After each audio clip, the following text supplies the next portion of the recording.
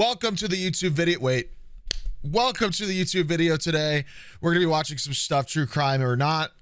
This stuff comes from the reaction channel of my Discord. So if you're not a part of that, please join it and give me some cool videos that you thought were really interesting or something that you think might be interesting. Yeah. And if you're watching this on YouTube, you missed the stream, but I stream almost every day. So make sure you follow me on Twitch and you might be able to watch some of these live, like all these lovely people over here trying to get me demonetized. So play the intro.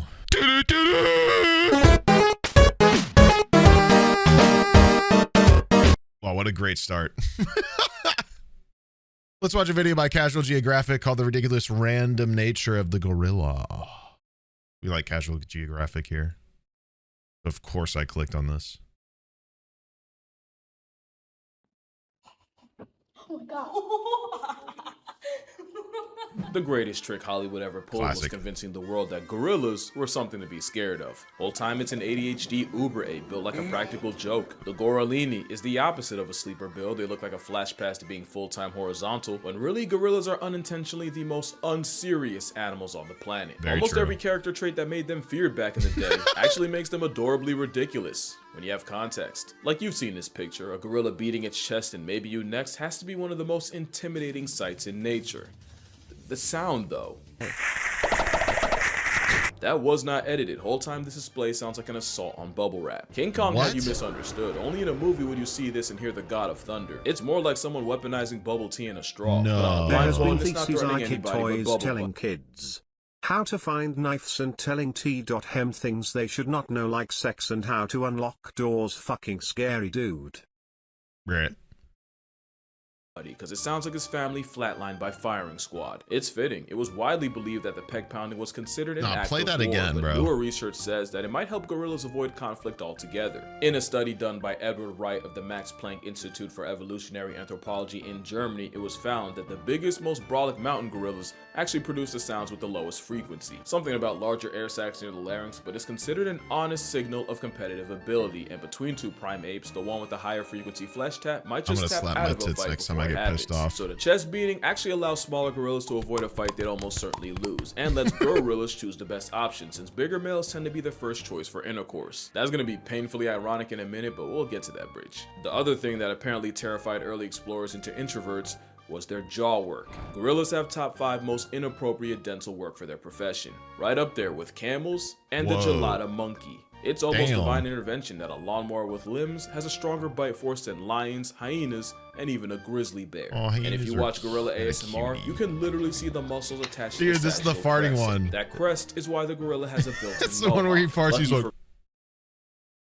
Literally everybody, gorillas only use those vice grip jaws to crush about 40 pounds of food a day. And you'll never be more grateful for their grocery list until you watch one kilo tree like a banana. All that food would mean nothing if they didn't also have a host of gut bacteria to help break it all down. But because all that bacterial work also produces gas, gorillas are almost in a perpetual state of flatulence. A troop of IBS apes break more wind than a bloated beached whale, and it's so constant that researchers occasionally track traveling families through their southbound symphony. Scientists even used a gorilla-coded camera to gain insight into the secret society of this steroid simian. And what they found was that a well-fed family could blow a hole through the ozone layer.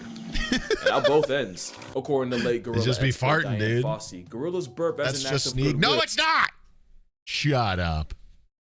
And contentment. And you know, in some cultures, letting it out the attic is considered a compliment, but they might as well have gotten it from a knuckle-walking cow ape. Yeah, Chad, it's a compliment. Gorillas have also been recorded singing while they eat. Researchers refer to it as a chorus of appreciation. It's pretty cool. Check it out.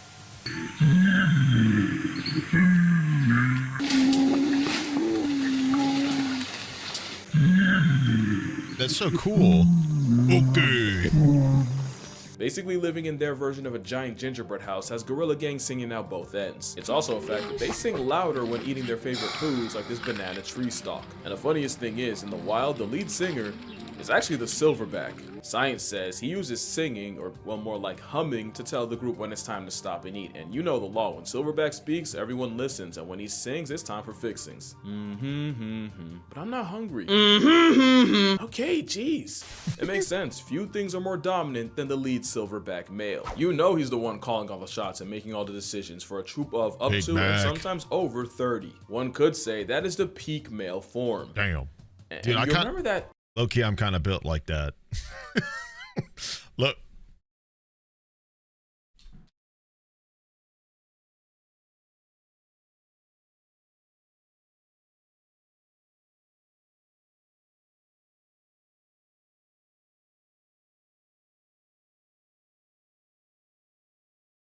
Flat ass, dad gut, little bit of man titty. Maybe I am a gorilla, dude.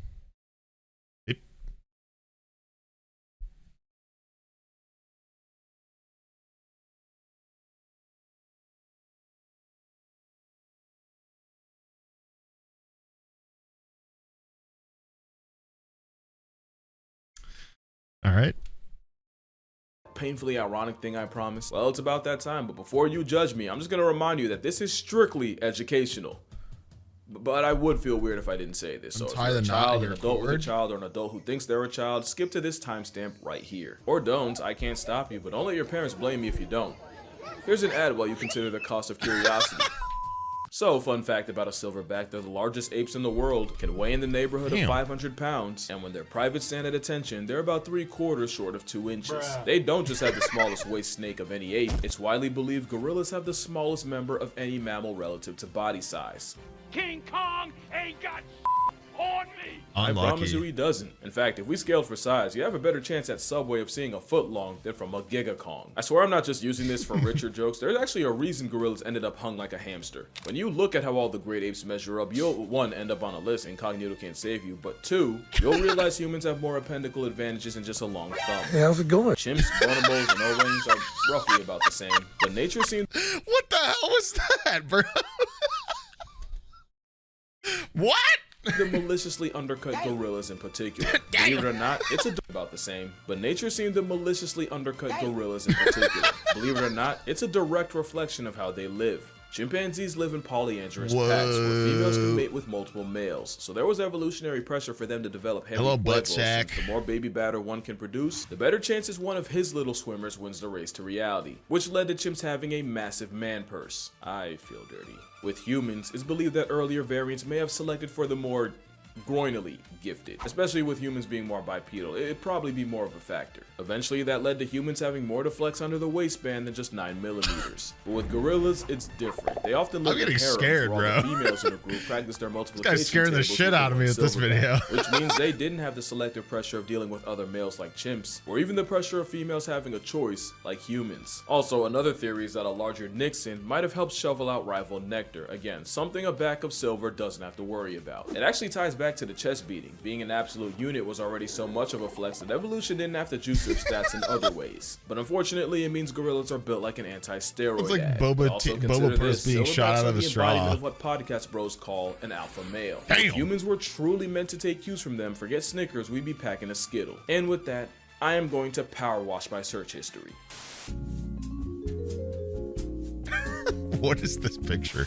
Also, silverbacks aren't the aggressive jocks that movies made them out to be. Turns out, they're a lot more involved in raising children than we thought. Research actually shows that if a gorilla were to lose its mother, as long as it still isn't living off her milk, they'd still have an equal shot at surviving. It's cause silverbacks don't give child support, they are the child support. It's even been proven that gorillas are more attracted to the sensitive, child-nurturing males, and not really the aggressive bully types. Which is probably why they put up with so much disrespect, and why the father instinct might not just apply to gorillas. You might remember in 1986, a child fell into a gorilla enclosure. Oh wait, this is that happens. And 400-pound Yumbo went over and tried to comfort the unconscious boy. Even when the boy came to and understandably panicked, instead of wilding out at the sudden disturbance, Yumbo calmly guided the other gorillas to a corner of the enclosure while first responders rescued the boy. Ironically, this was during a time the majority thought gorillas were bloodthirsty savages patrolling the underbrush of Africa. That literally could not have been further from the truth. In fact, it led to one of the most infuriating arguments I keep letting myself get baited into. Anytime someone brings up gorilla versus grizzly, all I can think is, you don't know gorillas, and you really don't know grizzlies. Forget bears, there's cases of leopards causing problems for a plus-size primate, with records finding past tense gorillas with puncture wounds around the head and neck.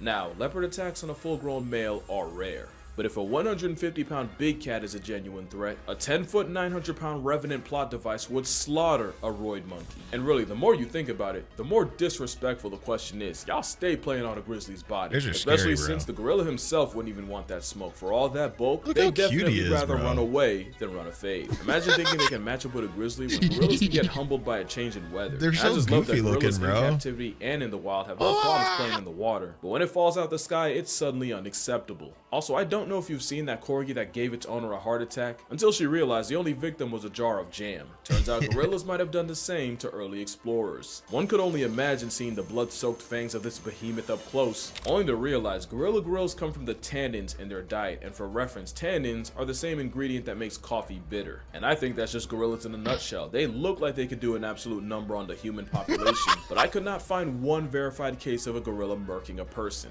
Attempts may have been made, but if you watch this video, you know she basically begged for it. Plus, it's captivity. In the wild, you actively have to try to get gorilla gloves put on you. They genuinely give you every possible warning before they do. And even if you ignore the chest beat, the flashing teeth, and all the other signs a gorilla might give you, usually the most they'll ever do is bluff charge. Now, let me not be ridiculous. A gorilla could absolutely turn you into a human jigsaw puzzle. And for all I'm talking, a bluff charge from a gorilla would have my soul pump faking the higher power. But gorillas got stuck with the monster label, which means look how cute they are. It distracted people from the fact that they're the most unserious animals on earth. They're what just do little I mean? unga bunga Well, you remember what I cornballs. said about silverbacks being Look at the fathers? baby! Well, this is Hauko. Hauko is a proud father of 4 who loves nothing more than to play with his children. Problem is, sometimes his mate isn't too eager to let him rock with such a small baby, so in all of Hauko's infinite wisdom, he came up with a solution. He f***ing kidnapped her. Repeatedly. And yes, he did this with all his children, proving it really is a game to him. I'm sorry, you can't, you're telling me I'm supposed to be afraid of this? This is chronically unserious. But not unsurprising, gorillas have a genuine sense of humor. Had Mary and Cooper have known, King Kong might have had a different storyline. Like Exhibit B, father-daughter play dates as kids. You'll notice they have an interesting habit of grenading. As in, they'll throw something and immediately run away like Skeletor. Now you could argue it's a territorial, non-verbal way to tell humans to F off, but that goes against my narrative, so I'm gonna disregard it. Also, they've done it so many times exactly like this. It's like, how am I not supposed to see this as a prank? And if you need more proof, Coco, the sign language speaking gorilla, once tied her caretaker's shoelaces together and then signed the word chase. Now I know there's been a dispute as to whether Coco actually learned sign language or was just a master mimic that learned sign language the same way dogs learn words like sit. There's a much more nuanced conversation to be had on whether Coco was a genuine case of comprehension or just memorization and regurgitation. But that's not why I'm mentioning her. It's because she was involved in one of the most absurd lawsuits I've ever read. In 2005, 3 female former staff members filed a lawsuit against the Gorilla Foundation, because allegedly Coco was demanding that the workers flash her, and no, I do not mean with lights. According to Nancy Alperin and Kendrick Keller, program director Francine Patterson told them that Coco had an obsession of the mammary variety and pressured them to expose their upper halves to the gorilla, even implying that their jobs would be in danger if they refused. They refused. And some of the quotes that will come out of this suit are almost too ridiculous to be real. And apparently Coco did not discriminate, with one man recounting a time Coco went up to him and demanded to see his human headlights, at a party no less. He didn't even say no, he said later, and according to him, Patterson put an arm around him and basically hit him with the, "Do you really want to say no to her?" There were other complaints like unpaid overtime, dangerous work environment, them apparently storing gorilla urine in the same fridge they ate out of, but none as outrageous as a 350-pound bosom bandit. Especially when you find out Patterson would switch up majorly when big-time donors came around. What do I mean? Well, apparently whenever Coco would make one of her requests in front of a possible benefactor, Patterson would just say, "Oh, you know, nipple sounds like people." So what she's really saying is she wants to see more people. Yeah, they should have read the verdict right there, because who even lies like that? I don't think that's how sign language works. The case was settled out, of course, so I guess we'll never know, but to be fair, how would multiple people lie about something like that? It means gorillas are the only animals to be formally accused of harassment of the sensually explicit kind. But it also proves that gorillas are just like us. They can multitask and focus on 2 things at once. I mean, they only share 98% of our DNA, and for the loud minority that's gonna somehow take offense, or, you know, make it racist, because, you know, I read the comments. I challenge you to spend a day watching a gorilla gorilla and tell me it's not an impulsive human in a fursuit. Like, I bet half y'all didn't even realize that's a gorilla walking in the background. Yeah, this was a pretty unserious video for a remarkably unserious creature, but the point wasn't really to Disneyfy a wild animal. That's arguably as bad as turning them into monsters. But there is so much more to gorillas than a fade with Godzilla or the US Army, and I kinda wanted to show that. Especially when you realize gorillas have been getting slaughtered for as long as we've known about them, for bushmeat, for trophies, pets, and sometimes just for the sport, so us calling them dangerous is kinda wild. But I get it, talk is cheap when it's in front of a green screen. So if this video gets 200,000 likes, I will meet a gorilla in person. Somewhere. Or an orangutan, and that works too. But until then, drink water, hug your mother, never smile at a gorilla. Fun fact, clearing your throat sends a much better message. And I'ma see y'all in the next one.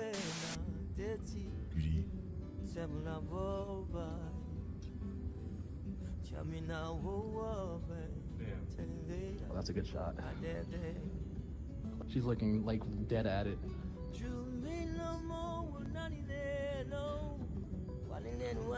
They went.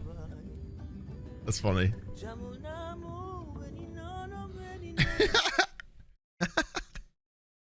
Oh, I love this guy. What a great video.